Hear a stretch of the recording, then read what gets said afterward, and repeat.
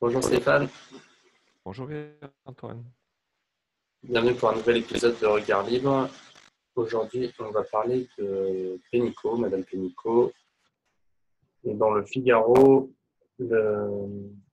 Jacques Chanu, le président de la Fédération française du bâtiment, condamne les propos de Pénicaud qui avait fustigé le défaitisme des entreprises du bâtiment qui cessent leur activité pendant le confinement. Et donc, le président a écrit une lettre, il a fait aussi une vidéo.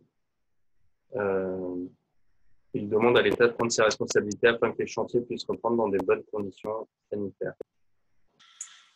Donc, parce qu'en fait, la polémique, c'était que Pénicaud avait dit que voilà, c'était pas normal que les entreprises du BTP cessent leurs activités à cause du confinement.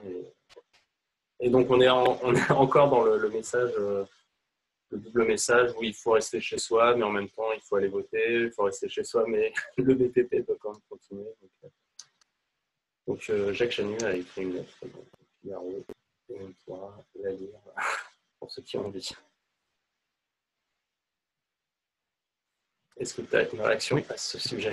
je pense qu'on est clairement dans du double langage, peut-être des deux côtés, sincèrement, hein.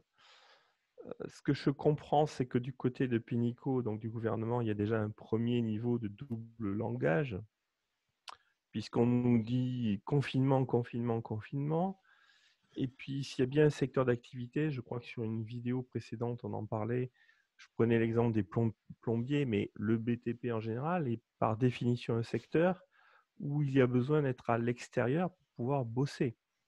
Toi et moi, nous avons la chance de pouvoir travailler depuis la maison parce que nous sommes sur Internet, que ce que nous produisons est assez virtuel.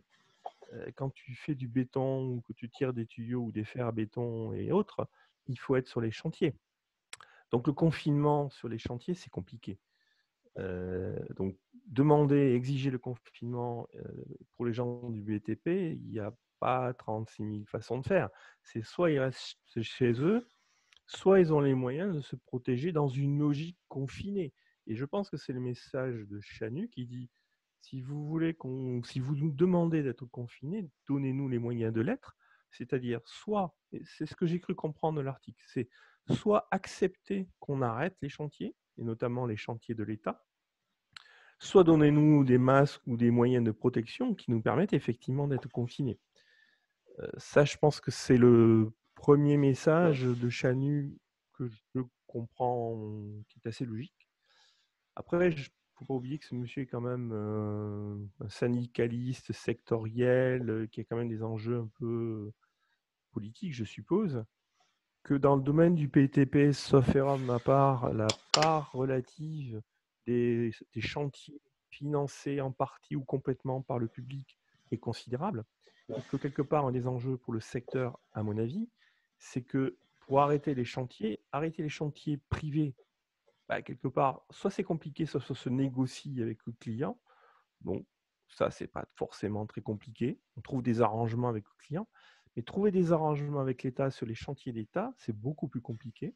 Il y a un code des marchés publics extrêmement rigide, avec des pénalités, des contrats très lourds, des sanctions souvent très lourdes, des marges faibles, des délais hallucinants. Donc je pense que la demande qu'il fait, c'est Madame Pénicaud, soit vous nous donnez des masques et OK, on peut se remettre au travail, soit sinon, surtout demander à ce que les marchés publics s'arrêtent et que les paiements soient négociés parce que sinon on fait faillite.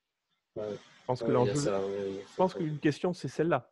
Il ne peut pas la dire comme ça parce que c'est mettre un petit peu, c'est déballer sur la place publique. Je ne parlais pas de collusion, mais les enjeux, la masse des enjeux du BTP et du secteur public. Mais ma lecture, c'est bien gentil votre confinement, mais moi j'ai des milliards en jeu qui dépendent de vous. Faites en sorte que ces milliards soient ne nous dérave pas au niveau trésorerie côté entreprise. En plus, il y a les Jeux Olympiques là bientôt, donc je pense que je me demande si c'est pas aussi une des raisons pour lesquelles Pénicaud parlait de ça, assez scandalisé. Parce que c'est vrai que là, je pense que Le chantier des Jeux Olympiques pour Paris va être encore plus retardé, donc, en termes d'image. C'est un bon point, ça. C'est un bon point. C'est un bon point. C'est vrai qu'on avait fait une vidéo sur les métros, par exemple. Ouais, ouais. Ouais. Ah ben c'est vrai que ces chantiers-là, entre autres, tu as raison, qui étaient déjà en retard de, je sais plus, un an ou un truc comme ça, vont s'aggraver encore plus. C'est un très très bon point ce que tu dis. Oui, ça risque effectivement faire qu'en 2024, on ne sera pas prêt et que la note en plus augmentera. C'est une bonne remarque. Mais entre toi et moi, ce n'est qu'un exemple parmi d'autres. Oui, oui, C'est certainement c'est les chantiers qui vont être les plus visibles, c'est vrai. Ouais. C'est vrai. Mais je pense qu'on doit pouvoir trouver tout un tas d'exemples partout en France. Qu'advient-il de Notre-Dame? Ok. Rien d'autre? Ça ira. Alors, Ouais, je pense qu'il y a sûrement tout un tas de points de détail plus ou moins sordides liés à la profession, au secteur. Mais là, il faut connaître un petit peu les enjeux. Là, je pense qu'il faut rester simple. Je pense que déjà qu'il y a un énorme problème de trésorerie dans ce secteur et qui, par définition, le secteur qui ne peut pas travailler à distance et qui, manifestement, auquel ils n'ont pas du tout réfléchi. Hein. C'est déjà, ça éclaire pas mal la motivation de Chanu.